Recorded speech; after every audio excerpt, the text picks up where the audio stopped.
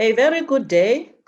Today I will be talking about the interventions by the Minerals Council on COVID-19.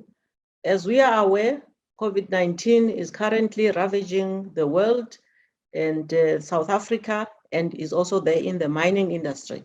And the focus of today is what we have done in the mining industry, what we are doing, and what we are planning to do. As the Minerals Council, we had adopted a very preemptive approach to COVID-19.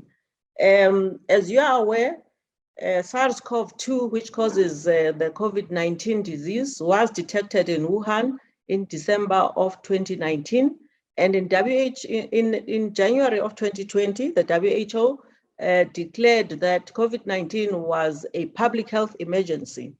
As the Minerals Council, we immediately sprang into action, and we developed materials for our companies utilizing information from the WHO and the National Department of Health guidelines, informing our members of what was possibly coming, and for them to get ready and put things in place such that the epidemic would not be as devastating as it could possibly be. This was well before the March 2020, when the WHO declared that COVID-19 was a pandemic. We adopted a risk-based approach, and the week after the WHO declared that COVID-19 was a pandemic, the Minerals Council adopted a COVID-19 preparedness plan, which was later termed the 10-point plan. The steps that were included in that plan were things like employee education and health promotion, health worker readiness, the definition of the disease, and how companies were to identify cases of the disease.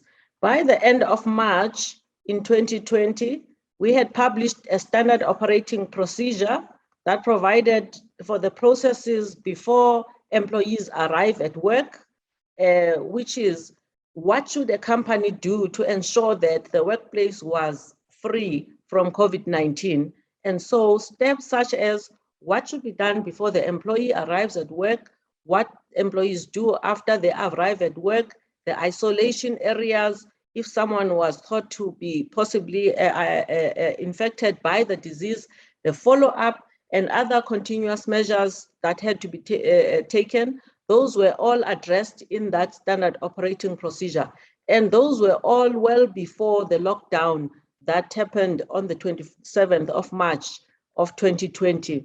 We also, our standard operating procedure was very comprehensive and actually formed the basis for the guideline that was developed by the Department of Mineral Resources, which is the guideline for a mandatory code of practice to mitigate and manage the outbreak of COVID-19. And so our industry was quite forward-looking in terms of the development of this code, of this SOP. We also in time developed an SOP that companies followed when they had to call back workers after the lockdown was lifted. Or let me say, when the workers came back, because our workers came back before the lifting of the lockdown, because there was a special dispensation for the mining industry to bring back its workers. The release of that initial SOP coincided with the lockdown announcement by the president, and through negotiations, the mining industry was allowed, together with a few other critical parts of the economy, such as Eskom, to go back to work. And that is when, as I said, we then implemented the SOP on the return to work, which had a big focus on the quarantine facilities that were required specifically for the mining industry to provide. So as an industry, we had to provide quarantine and isolation facilities for us to be able to bring back our workers. And this worked to our advantage because it meant that we had facilities close at hand for us to be able to quickly isolate and curb the spread of the disease when employees caught or were identified to have COVID-19. We as an industry were also very active in the space of testing. We believed that testing was a cornerstone of controlling the COVID epidemic, and a lot of our companies invested in testing facilities themselves, or they went into collaborations with other companies which were in that space, such that they increased. There was an actual drive to increase the testing capability of the industry, because we firmly believe that if you increase testing, you are able to pick up even those people that do not have the disease, that are not symptomatic. And so random testing in some of the mines was part of the approach in terms of controlling COVID-19. And through the identification of those people, it meant that you then limit the number of people that have the potential to spread the disease, which is why the industry has then tended to have a higher testing rate than the South African testing rate. And we in our statistics, those testing rates are available, and those statistics are available on our website on a daily basis. The hallmark of the industry's response to COVID-19 was also to intensify the leadership focus, and a range of disciplines were involved. The COVID-19 was a standing item in every board meeting in every meeting of our board, and we also added COVID-19 to the agenda of our CEO Zero Harm Forum, which meets to review our progress on health and safety. That has provided the leadership that we needed to ensure that there is a focus on COVID-19 at the most strategic level. We have developed and shared best practice on an ongoing basis, such as a further guidance on COVID-19 and vulnerable populations, which is people who have comorbidities, and this was guiding companies on what to do with those employees. Through the CEO Zero Harm Forum, we actually had funds reallocated to research and also other activities that would support our response to the COVID-19 epidemic. First of all, we had 3 research streams. The one was to understand the nature of the COVID-19 epidemic. The second was to change the behaviors and to stop the spread of the disease. And the last one was on geographic information systems that were mapping the epidemic with an intention of supporting a better understanding of our response to the epidemic. On the understanding of the research, we had Oram Institute, which was contracted to conduct an analysis of our cases and our deaths very early on in the epidemic. And from that analysis, we then found that, for instance, the mortality in our gold sector was higher, and findings from these analyses also suggested that being elderly, having a history of TB or a compromised respiratory capacity, or having one or more of the comorbidities increased the risk of death. As a result, it meant that because we understood the epidemic better, then risk mitigation strategies could be put in place, including a prioritization of those that are vulnerable groups. The Minerals Council also commissioned the University of South Africa to conduct a study on the effectiveness of the control measures that had been put in place across the industry, and to evaluate if those had achieved the intended purposes, and adjustments were proposed based on the outcomes of that research. We are also very proud of the work that we did, again through ORAM, in the form of a seroprevalence survey to understand the range of, and also to understand the range of clinical presentations and risk factors for COVID-19. The work we did on the seroprevalence, which has been fed into the scenarios that guided the Ministerial Advisory Committee regarding the evolution of the third wave. And we had 2 mines, one in Gauteng and the other in Northern Cape, that participated in that survey. And it showed, the initial results showed 21% of the population had antibodies for COVID-19, and further phases. A further phase is also planned for beyond the third wave, and this will inform us how the epidemic is evolving. We also did work on a behavior change, which resulted in the development, production of 2 field guides, one called the Within the Mine Gate and the other Beyond the Mine Gate. And all of these guides were to assist employees to be agents of change for COVID-19 and to promote safe and healthy behaviors beyond the mine, and to be change agents within their communities. The Minerals Council also sponsored the Geographic Information System, which has been used to inform decisions and mitigate risks of associated with transmission, as this system looks at and maps all of the cases that are identified in the mining industry, and also has indicators of the background communities in which these communities exist. For instance, information on water supply, on electricity, on housing, and this makes it possible for the companies to identify if there are areas which would be at particular risk of outbreaks for COVID-19. A very big part of our response has also been employee and community support. The industry undertook intensive efforts to address COVID-19 in their operations, in their communities and their provinces. And we also have been very active at the national level.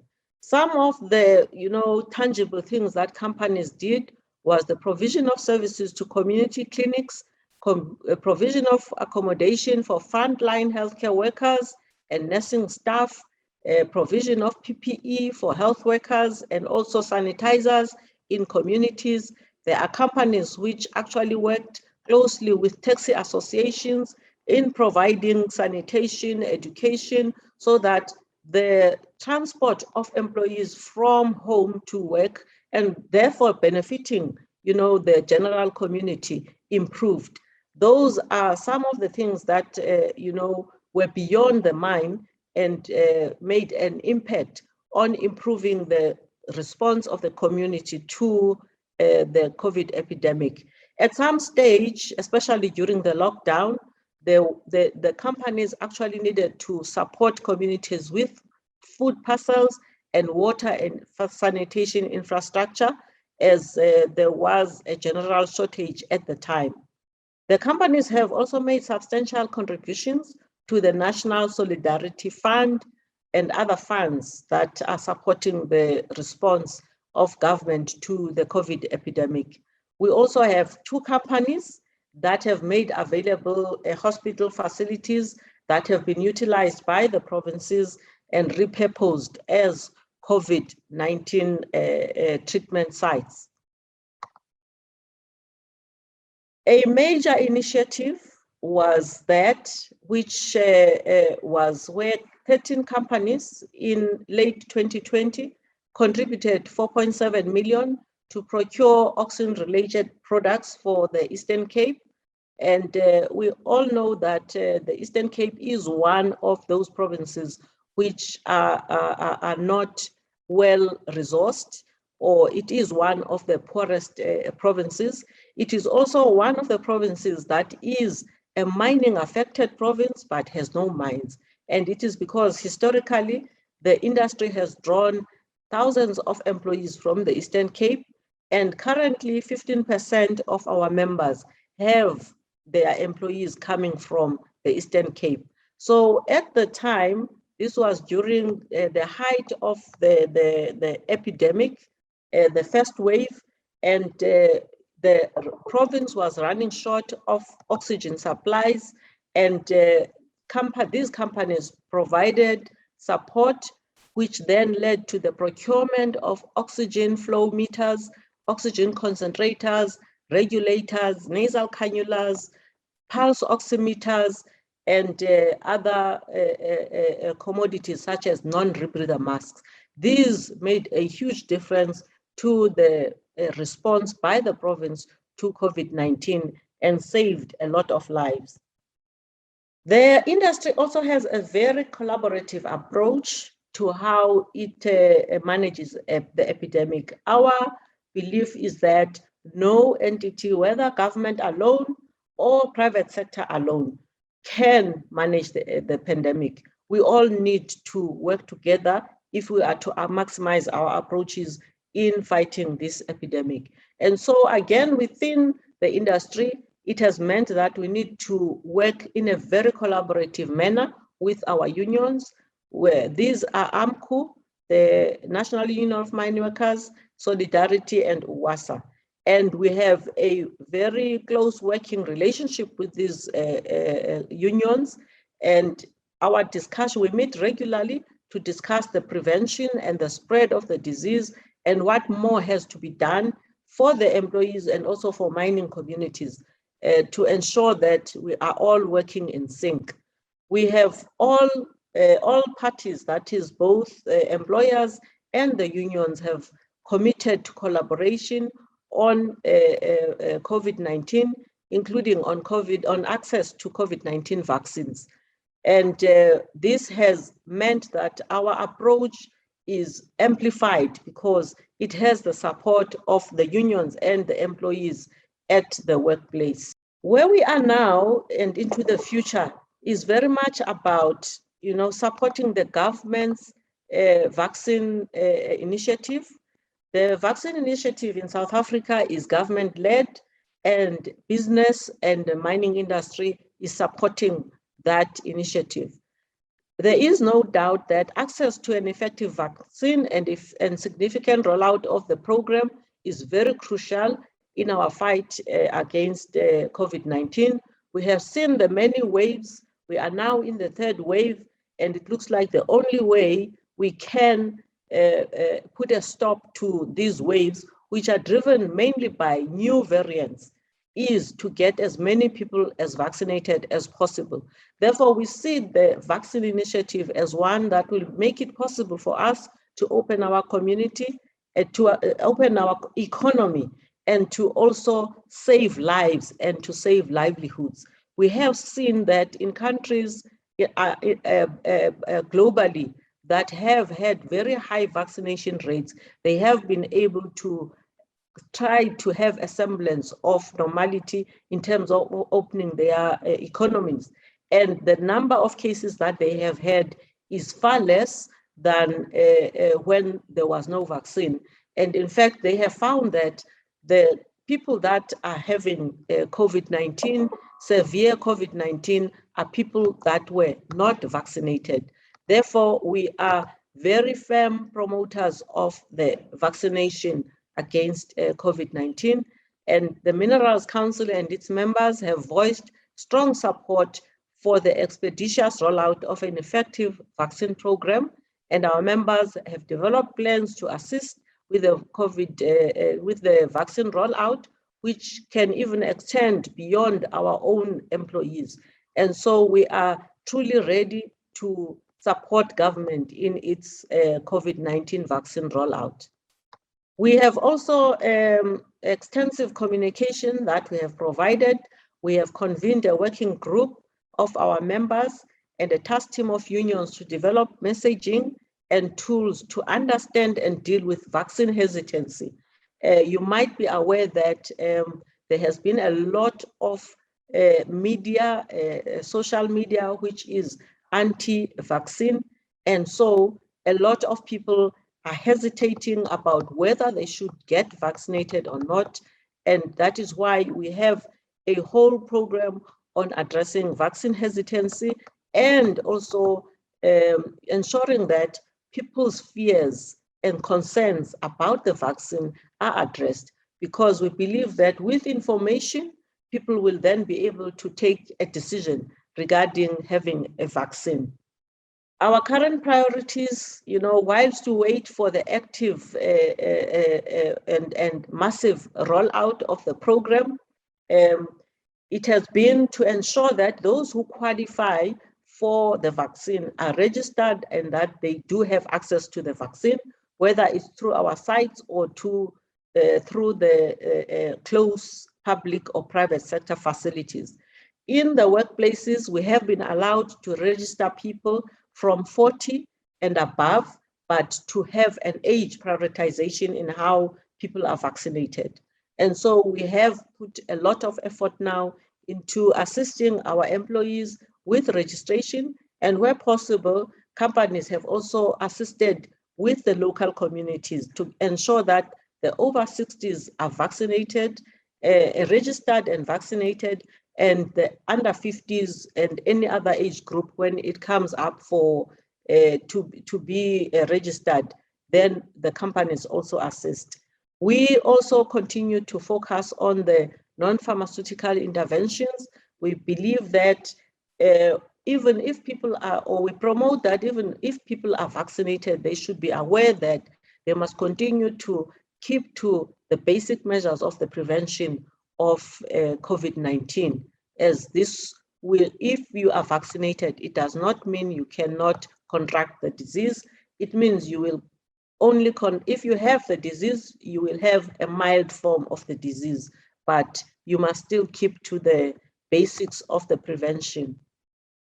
If I can update you on where we are now with the vaccination program, as I indicated, through B4SA, the mining industry has been ensuring that companies are supported to be able to vaccinate their employees.